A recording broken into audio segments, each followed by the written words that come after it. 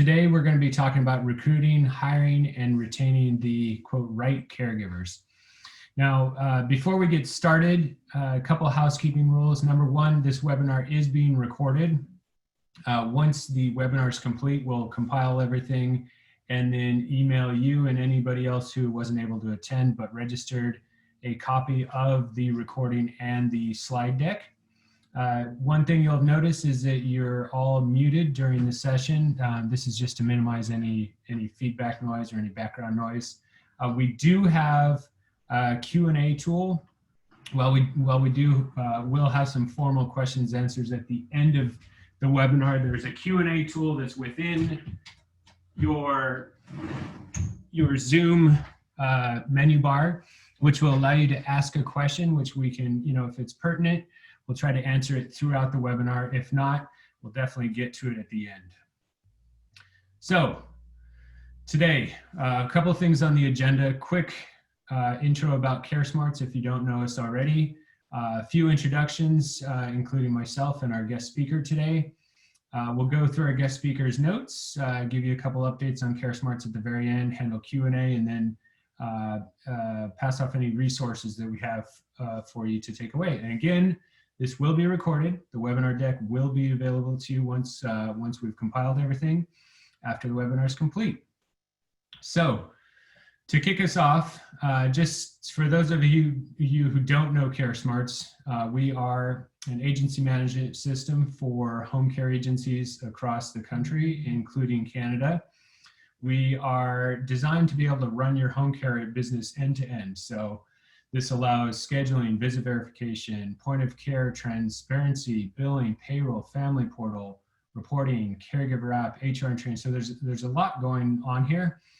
What's really nice though is we're recognized as HIPAA compliant, also as a Microsoft Azure partner, and we've got a quality seal as being a trusted home care solution. Not only that, but recently Software Advice named us as one of their top reviewed companies in the home care space. So we're there. At the end, we'll give you some resources on how to learn more about us and get a free demo if you like. But why don't we kick it off with the topic today? First things first, my name is James Merson. I'm the Chief Customer Officer here at CareSmarts 360. I've got about 20 plus years of experience in the home care space. The first 10 I spent in the service delivery side. So I worked with organizations like Maxim Healthcare Services and a couple other smaller organizations in and around the San Francisco area. I like to tell people that I, for the most part, think I know what I'm talking about, but I'm always learning new things. And therefore, I'm really excited to have our guest presenter here today. Her name is Rennie Matheroo. She actually has two roles. One, you can see there, she's the founder and owner of vCare 24/7. It's a senior and personal care business that she and her partner founded a little while back. But in addition, she has worked as the campus director for a college called CIMT College. She is currently based out of Canada, but has worked with caregivers across the spectrum. A few of her responsibilities include providing strategic input and recommendations for business administration activities. She's got years of experience as a senior administrative and in management experience for, whether it's a complex or culturally diverse environment, but primarily in the post-secondary education and the public sector. So one of the reasons we're really excited to be here today is because she's spent so much time training, interviewing, referring caregivers to different organizations, including the college that she works with, and developing those caregivers and the trainers in a way that makes them really viable options for home care agencies operating in the space. She's got a background in human resources. She puts her students and staff first, and she, for the most part, with her caregivers or her students and staff, she tries to go that extra mile to really help them out in all of their endeavors. So with that, I'm going to jump into allowing Rennie to speak. The first thing we want to talk about, and Rennie, I think I muted you a little while ago, so make sure you unmute yourself, but Why don't you tell us a little bit about your recruiting best practices when it comes to not only finding the right students for your caregiver training academy or finding the right caregivers for your own home care business? Hi, James. Hi, Ruby. Hey, everyone. Good day.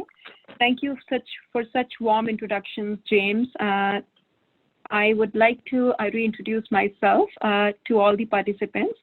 My name is Renny Mataru, Campus Director for CIMT College, a leading private career college in Toronto that has been training caregivers for the last 22 years. And I'm also the owner of VCare 24/7 senior and personal care providers. I have been working in the education management industry with direct experience in recruiting, interviewing, and organizational development. In home healthcare business, finding the right caregivers isn't easy. In today's webinar, I am going to be walking you through the detailed steps on how to proactively search, recruit, and hire the amazing caregivers for your company. I and James have been discussing about the points that we needed to talk about. And James, thank you so much for giving me all the support that I required at all the times in preparing for this webinar today. I can see that there are about 49 participants who are attending the webinar. I'm so sorry I cannot personally greet every one of you, but it is my pleasure to be able to speak with you via the portal that CareSmarts has provided to all of us. So, and Renny, I know, Renny, one of the things I want to say, I know, in my endeavors and even in studies, it's been shown that, finding the right caregivers or caregiver shortage is the number one thing that keeps home care agency owners awake at night, if you will. And so I think this is a really important topic, and it's very timely, especially given what's going on with the pandemic right now. So we're really excited to hear your insights here. That's very good to know. So caregivers provide supportive care to individuals across their lifespan by assisting them with their activities of daily living, including clients experiencing cognitive impairment, physical disability, mental health challenges. As the profession of caregivers is an unregulated profession, it is up to the hiring company to make their own standards as to what qualifications they want from the people they employ. In my work experience so far, I have had the opportunity to recruit and interview numerous caregivers for different job profiles for the companies. And from my experience, I've compiled some points to share with you all today. The steps that I will talk about might sound very simple and pretty basic, but as you might know it, and you all might know about it, but I will share some additional details on how we can add on to these steps. Now, as you were talking about the challenge, James, finding the right candidates for one's company is an ongoing challenge, and it starts with knowing the requirements. We all need to have the critical eye to know who will fit into the position. Writing the job description also is very, very significant. What can also help in this process is finding the right forums to recruit candidates. Having connections with the schools that train for caregivers program makes your search easy. At our company, we also give out $100 of referral bonus if someone refers a caregiver to our company. I would also like to mention that your company benefits should be listed on the job postings for right candidates to get interested in working with your company. So overall, knowing your requirements, training, certifications, license and employment information for the caregivers, finding the right forums, the training schools, word of mouth, referral plans, and then being vocal about the benefits of your company, such as flexibility, ongoing trainings. If all of these points are mentioned very clearly on the job advertisements, on the job postings, then you are able to attract a lot of candidates to work for your company. All of these information, which is clearly listed, makes right candidates to get interested in working with your company. So I personally believe that recruitment of candidates is, in order to have the right candidate, you need to have a very critical eye to know exactly who will fit into your company culture and who will be able to perform the job as per the requirements of your own company. One of the questions I had for you, Rennie, is, around the word of mouth and referral plans. How, you mentioned $100 referral bonus. Is that just to get an applicant, or is that to when somebody's hired? How do you set up that referral plan structure? That's a very good question to ask, James. Yes, what we do with our own company is that if we hire a caregiver that has been referred to us either by one of our own employees, or if an employee's friend, or if anyone who refers a caregiver to us, and once a caregiver gets hired and starts working with us, then after they have completed their probation, we send out a check of referral bonus of $100 to the person who has referred a caregiver to our company. And how long do you set as a probationary period? Usually about 90 days. 90 days. Okay. Okay. Yes. And then you mentioned training schools. How do how do you juggle? And I know this is something I've dealt in my own experience, but we've found that older caregivers tend to be more dedicated to the home care space. But how do you when you partner with a training school, how do you think about recruiting brand new caregivers versus looking for experienced caregivers? I know this is a very tricky question, and we all go by our gut feeling. With all the experience that we have in this industry in recruitment of candidates, I personally believe that experience could be an asset. Experience of working with seniors obviously adds on to your skill set. But at the same time, in my so far experience, I have seen that a lot of candidates might not have experience with seniors, but they do have the motivation and the drive to work for seniors. And especially for fresh graduates who have recently completed their training programs, they want to prove themselves. They want to do their best, and they want to get into a career. And so it's easier to work with them. They themselves are very, very dedicated to do the job the right way. Sometimes, as you might have seen, when be on the road, if it's a driver who has been driving a vehicle for many, many years, they get used to their own driving style and pattern, and it's very difficult to change them. So if you are hiring caregivers, and a caregiver has been working for too long in industry, sometimes, I'm not being judgmental here, I could be wrong also, but sometimes I feel that they are not flexible and they are not adaptable. They have their own ways of doing things. So if you give an opportunity to graduates who have recently graduated from the program, it's easier to train them and make them, get them adapted to your company's style of doing and working on things. Yeah, fascinating. Okay. Well, I know the next step after recruiting is then figuring out how to hire, or which ones to hire. So I'd love for you to take us through a little bit of that. Let me change the slide here for you. But what are some of your hiring best practices? Yes. So what I usually practice is, if some candidates who have applied to our job advertisements, to our job postings, and they seem to be, sounding good, then I usually would invite them for an interview to find out more about them. Ask questions that will help me find out if the candidate that I'm interviewing has the right experience, skills, and attitude for the job. When hiring a candidate, I strongly believe in the triangle of 3 E's. We call it triangle of 3 E's, power triangle. And these 3's are education, experience, and enthusiasm to do the job. Some important qualities that I look for are: caregivers should be professionally trained to be the carriers of safe quality client care. High school diploma, GED, and the caregiver training program are required as per the state regulations. The program content, standards, and guidelines combined with the clinical component of the caregiver training program ensure that graduates or the caregivers have the knowledge and skills to be successful in their role. So qualification, professional training means a lot. It is very, very significant and critical when you're hiring for caregivers. You also need to look for maintaining certifications that caregivers should maintain certifications, which could help them perform their job well. Some of the certifications could be crisis intervention, CPR and first aid, and many more.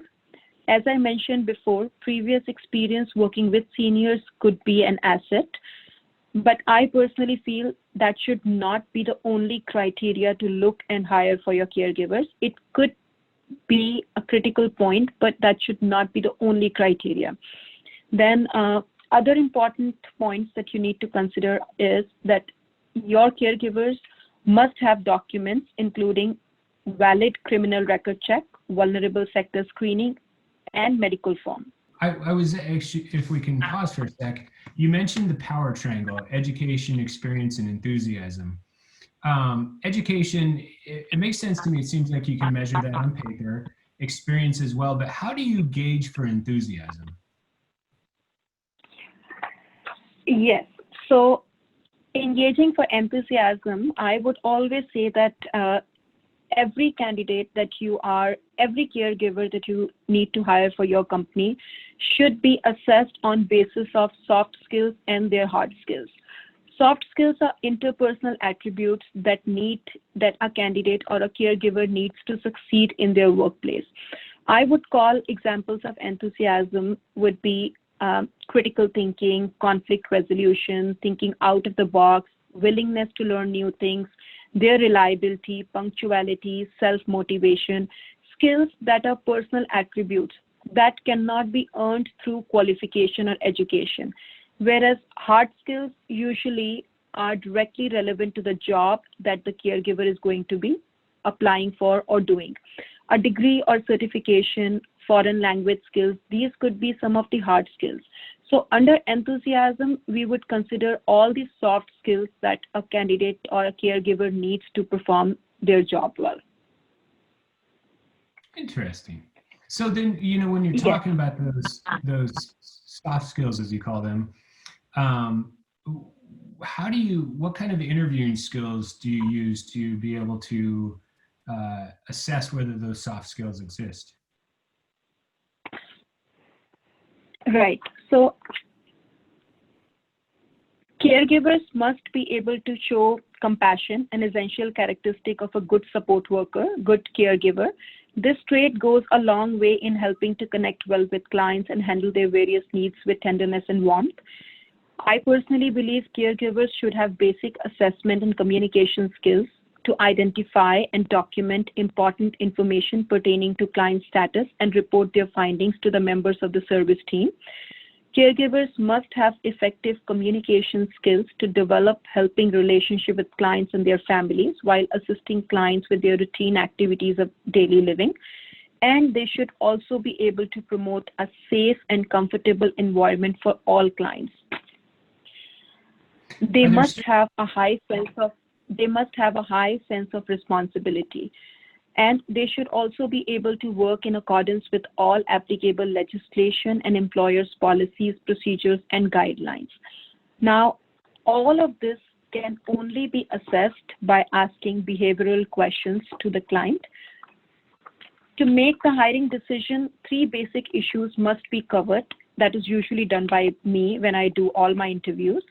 And the 3 basic issues that must be covered in the questions asked during the interview should be based on, can this individual actually do the job of the caregiver?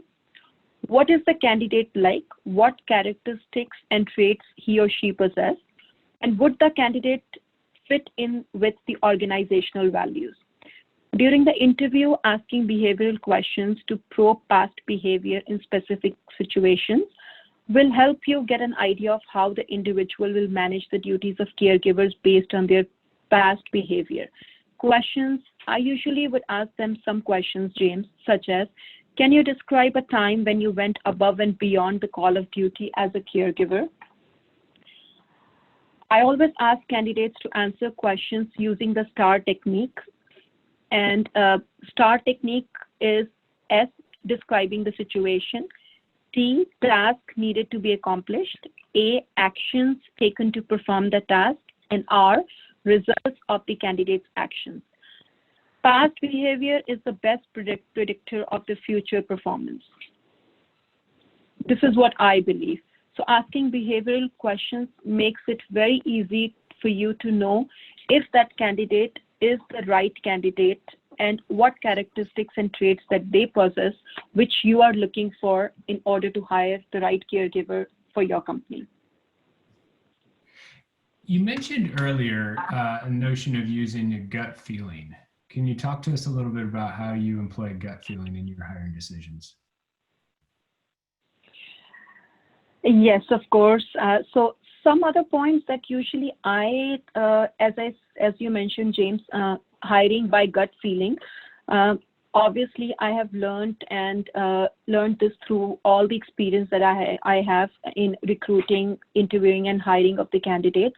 But some factors that help me decide on my gut feeling whether this candidate would be able to work with our company well or not are such as, body language of the candidate. That includes handshake, eye contact, facial signals, head movements, if they are carrying their documents with them for the interview, how are they dressed up for the interview. So all of these factors give me the gut feeling that I'm able to understand the behavior of the caregiver, of the candidate, and see whether they would be able to fit in with our company culture or not. All right. So, well, now that leads to the next question.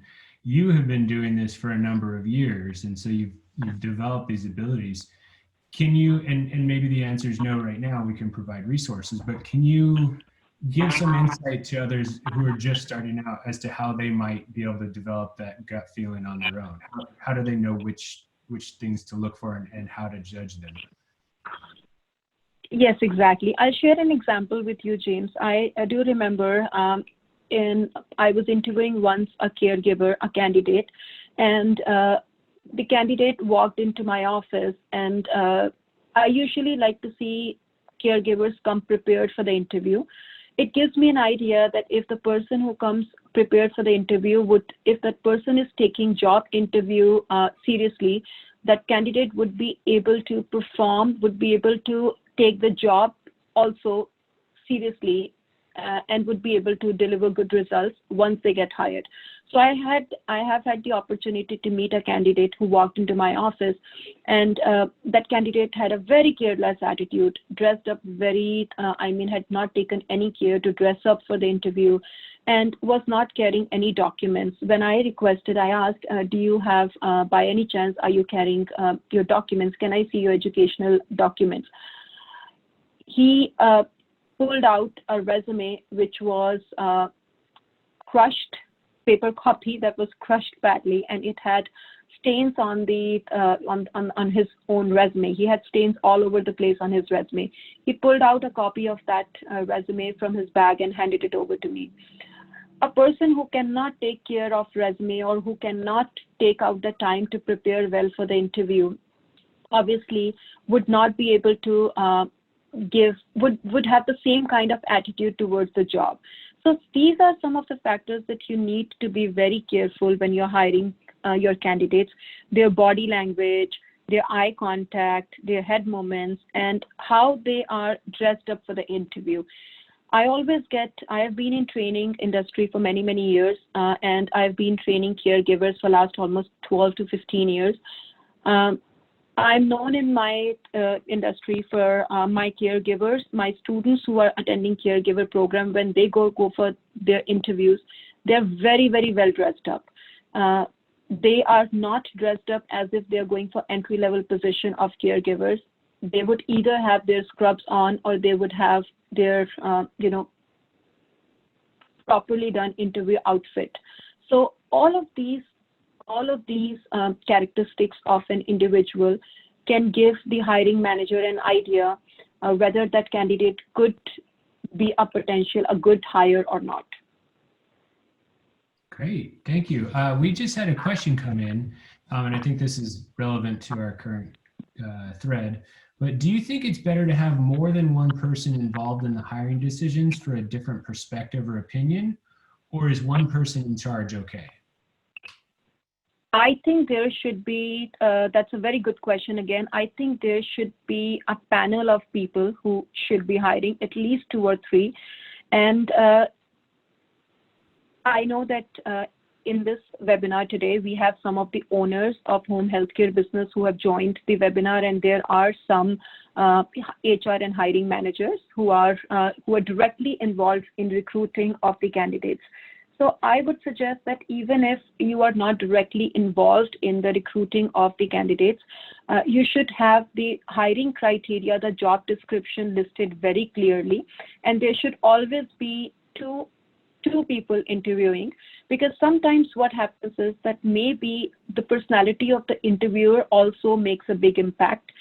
Usually when I get candidates to my office, I try to make them feel very comfortable, because I know that some people get nervous during the interview and they're not able to demonstrate the best of their skills.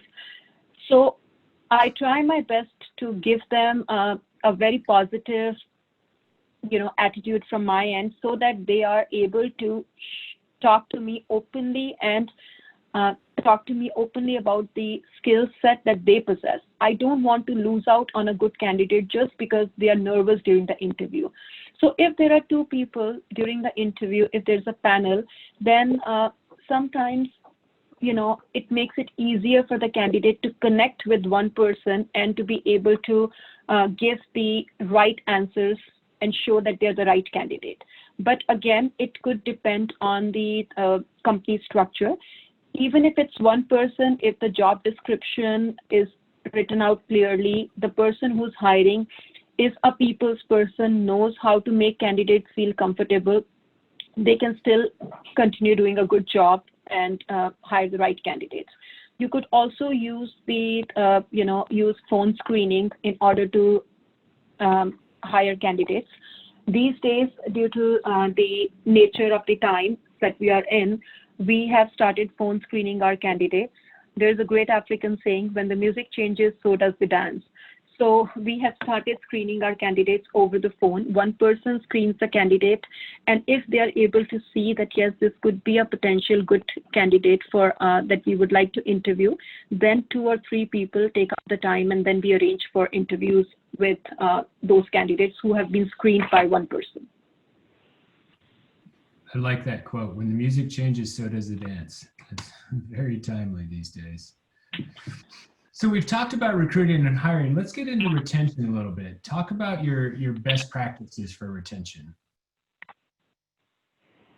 Yes, James. So an effort by a business to maintain a working environment which supports current staffing in remaining with the company is called retention. Improving caregiver retention allows organizations to avoid the high cost associated with replacing their caregivers, improve client care, and enhance the overall quality of service to the communities served. Retention is very difficult in healthcare industry for several reasons, one of the most significant being employee burnout. And I'm sure that all of us who are attending the webinar might have experienced this. I would say that 5 main drivers of retention are job design and work, career opportunities, rewards, employee relationships, and characteristics of the employer. To keep our employees working for us, we need to consider trying some of the employee retention strategies, which could be hiring the right person at the start. Salary and benefits must be competitive. Making employees engage, and we should try to be a brand that our employees and we all can be proud of. So I personally feel that retention starts from hiring the right person at the start. If we are hiring the person who lives in one area and has to perform a job 200 kilometers away from where they live, we know that it could be that caregiver might take up the job initially in the beginning, but will always continue looking for a job that is closer to home or that has more to offer.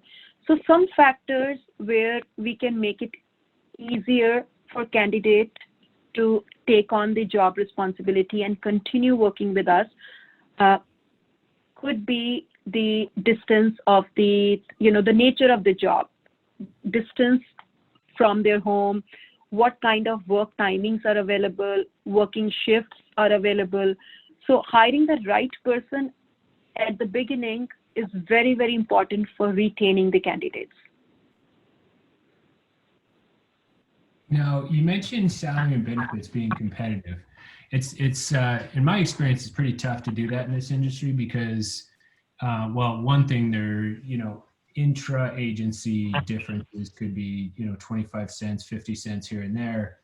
Also with, the transient nature of the workforce, it's tough to offer health benefits, but also there are sort of inter-industry competitors as well. For instance, Amazon's fulfillment centers, they're doing a lot of hiring right now and are able to pay more than potentially a caregiver would get paid.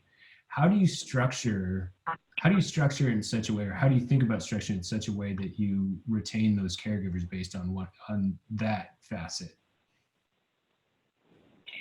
See, I do understand, James, that all companies have their own structure for salary and benefits, but I have always been a big supporter of the fact that providing ongoing education and clear paths of advancement to your employees will always result in retention of employees. Promoting from within not only provides a clear path to greater compensation and responsibility, it also helps employees feel that they are valued and crucial part of the company's success. So I would suggest that if somehow, tuition reimbursements or arranging for ongoing training and development, all of this can help employees feel valued and invested in the company. Benefits and perks play a large role in keeping employees happy, engaged, and healthy. But sometimes every company has their own structure of giving benefits. The other way to compensate, your employees could be through their trainings and providing them with the right opportunities to advance their skills. Okay, and then, just thinking about this as well, but how do you build a brand that the caregiver can be proud of? I personally feel having flexible work schedules, opportunity to work remotely, generous paid leave policies, arranging for their advancement, career advancement. These are all some of the points where, caregivers or your employees can actually feel that they are part of the, a good brand, or they are part of the good company. I think all of us need to be valued for the work that we are doing. So if we have a company culture where we can always invest in, employee engagement, we can invest in building good relationship with our employees, giving them rewards, sometimes as simple as sending them flowers, home to their home if they've done a good job, or arranging for a lunch for them, or, the other day what we did was for our company, WeCare, we bought and gave out some, mini Google Home, the gadgets for them, just so as to say thank you to them for working through the pandemic. So these are some of the, you can just always come up with innovative ideas to engage your employees and reward them, so that you build a brand that they can be proud of being associated, and they can refer their family, their friends, and they can refer others to your company as well. Great. I think we have one more slide. Yeah, one more slide here. There were a couple quotes you picked out for this, but do you want to talk through these other notes you had on retention? Sorry, James, would you be able to repeat the question? The phone is not clear. That's okay. When we talked previously, you mentioned a couple other items when it comes to retaining caregivers. And so I captured a few of those here, but do you have any additional thoughts on the content on the screen now? Yes. It's very important to identify candidates who will stay with your company. When you're looking beyond what's written on the resume, you should always look for where they have worked, and if they can speak about their loyalty, their engagement, if they can speak about the relationship, how they have been serving in community, and what they think about their role as a caregiver, what motivates them,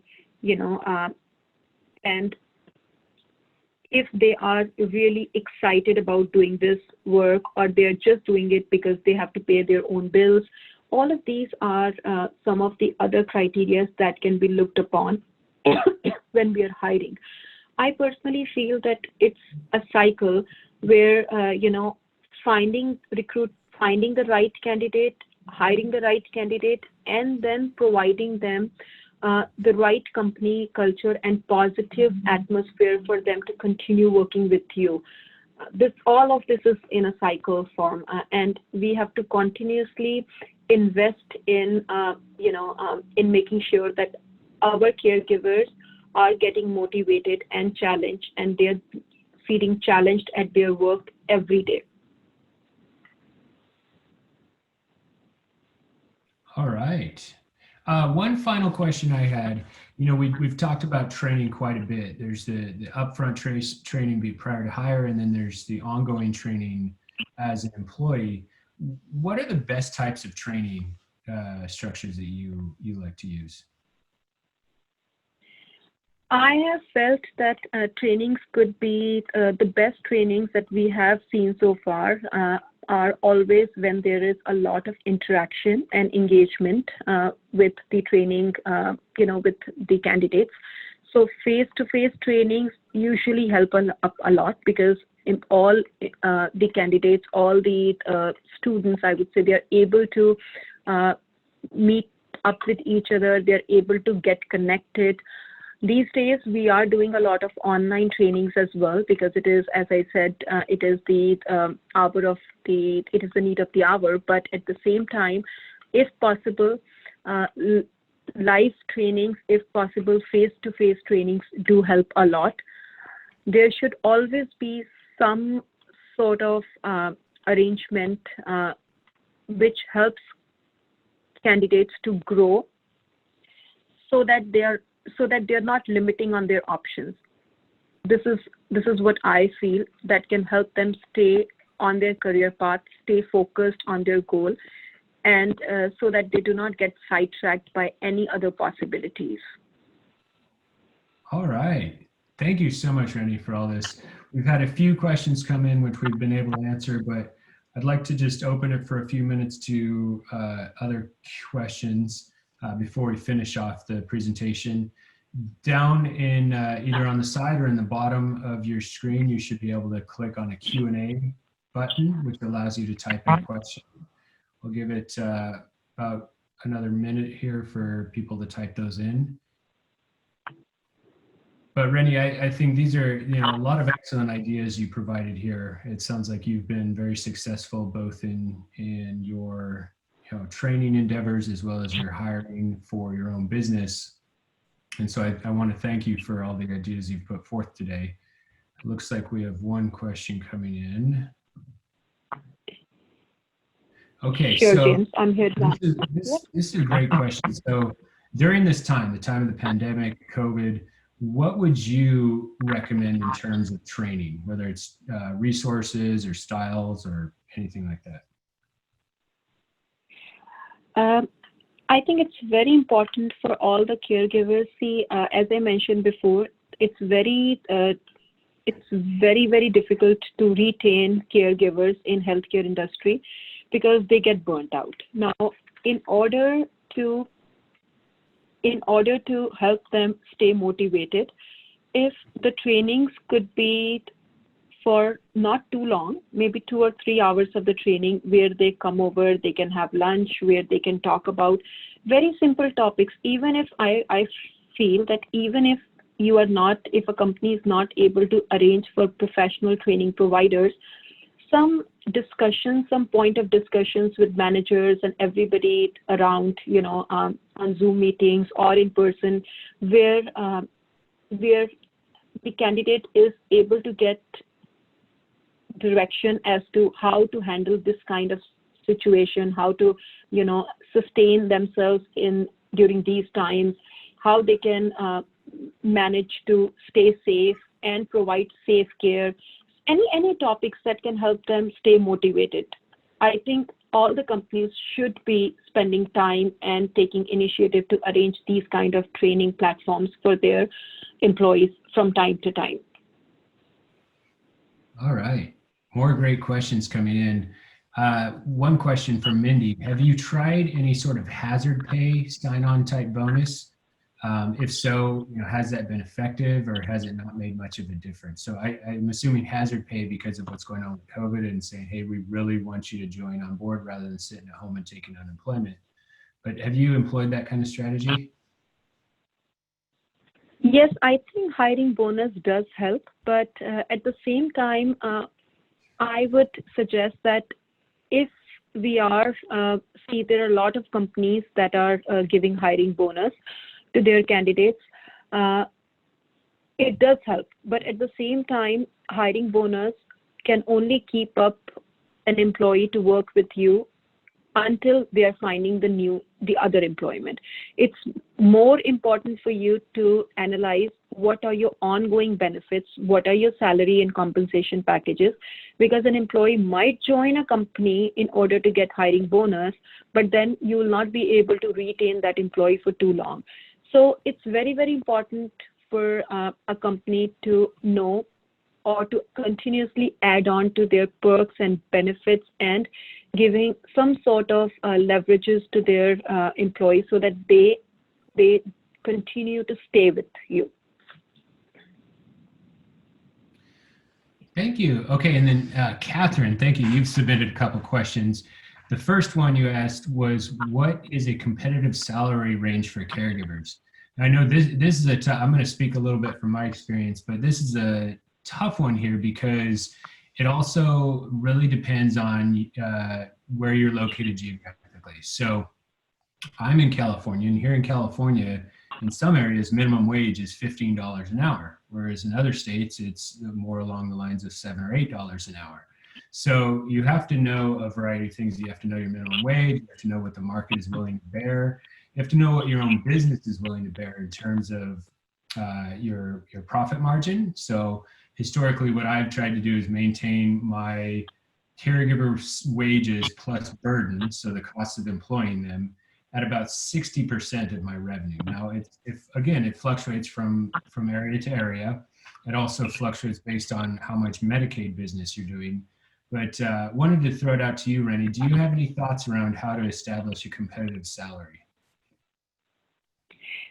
Yes, Jim, that's a very good question. And we have always believed in paying our caregivers well.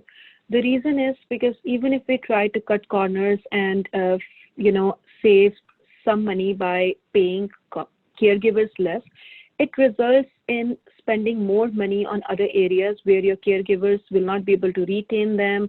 We will again have to, spare the time in hiring, in bringing on new people on board, training them. So it's very, very important for us, for client satisfaction, for the satisfaction of the families that we serve, that we are paying our caregivers well. Whichever business, whichever industry we are in, I have experienced that the most motivating factor for any candidate to stay with a company is salary.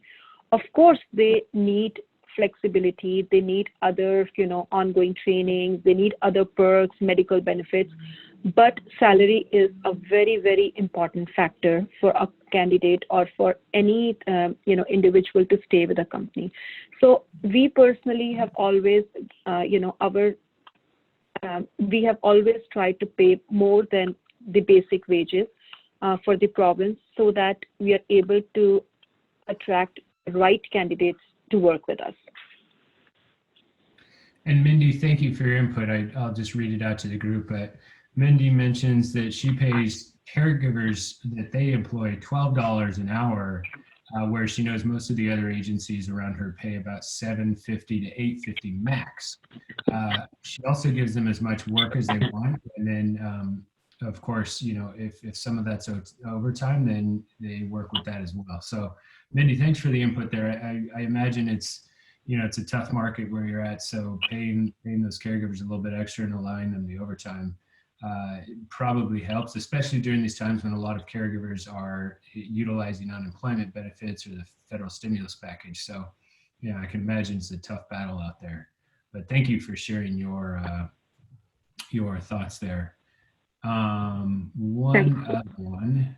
Oh, Mindy, another comment. We're service-based agency, so it's usually half of whatever we're charging the clients is what we pay the caregiver. So, and in addition, wow, Mindy, thank you for all the thoughts. Your retention is amazing. I'd love to know your percentage, but because you're paying so well out of the gates, you don't get them hopping to the next job for 50 cents or more, because you've got those great retention programs and giving them all the work they want in place. So again, thank you for those thoughts. Bruce, question from you. How do we handle overtime pay? So I'm going to start off by saying that, of course, it's dependent on the region that you're in. For most part, federal guidelines say 40 hours a week is overtime. States like California, I'm very familiar with, are in California, it's 8 hours a day, sometimes 9 hours a day, depending on the situation, and then 40 hours a week. So it can be tough to, I think it's less about the overtime pay and more about the overtime hours. You really have to juggle and balance whether you need to staff a shift versus whether you need to be profitable on that shift. And it's a tough balance, but Rennie, I'll throw it to you. How do you handle requests for overtime or staffing caregivers into overtime instead of hiring new caregivers? It's very important for us to be able to first provide work to all the caregivers who are, working full time with our company, because the first, they are our priority. So we do have, we are able to see how much, usually what we do is we would post the new shifts that are coming up. We would post those on our company's website, and we would send any extra shifts that are coming along we would send emails, notifications to all of our caregivers. And there are a lot of caregivers who need extra hours. So depending on if they are willing to take extra shifts, we would like to first offer those to our full-time caregivers. And if they are not available, then we would extend it to those caregivers who work with us on part-time basis. All right. And then Ava, you did hear me right. What I said was that, when I think of revenue and payroll and my gross profit margin, especially in the past, my goal is that the costs of employing a caregiver, which includes their wages, any insurance or taxes you have to pay, all of that is about 60% or less of the revenue. So knowing your burden, or how much it costs to put your caregivers to work, is important, because let's say if your burden is 10%, so what you do is you take your wage, add 10% on top of that, and then divide that by the revenue, and that tells you how much profit margin what your labor rate is. Obviously subtract that from 100 to get your profit margin, but yeah, usually 60% is a good threshold. I know some mentioned 50%, and that was probably for direct wages. So when you add in the burden, it usually gets up to 60%. But great question, Eva. Good question from Vivian. Most of their workers are older but have a difficult time with the app and telephony systems. How do you handle ongoing training or signing them in and out when they don't use those things without being reprimanded by a governing entity like Medicaid? So how do you train older caregivers wanting to use technology when maybe, as you said before, they're stuck in their old ways?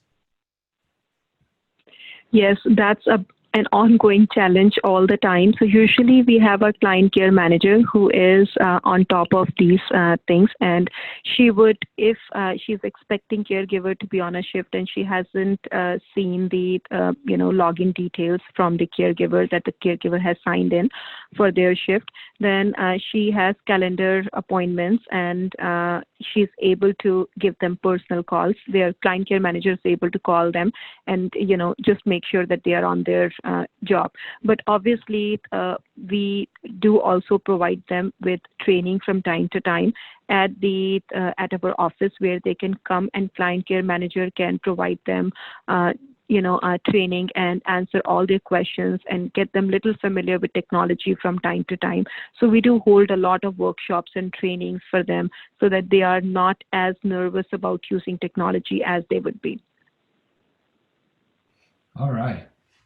We've got, we've just got a few minutes left. Wow, really informative webinar. Those of you who ask questions that weren't answered, we'll do our best to answer those with our file that we send out. One thing I want to do is just go to our next slide here and just give you a sense of what CareSmarts has been doing to help with caregiver shortages and caregiver training and caregiver usage of technology. So if you're familiar with CareSmarts, you know potentially that we have a shift pre-screening feature. So you can set it up that the caregivers receive a prompt either at the beginning of the day or at the beginning of each shift.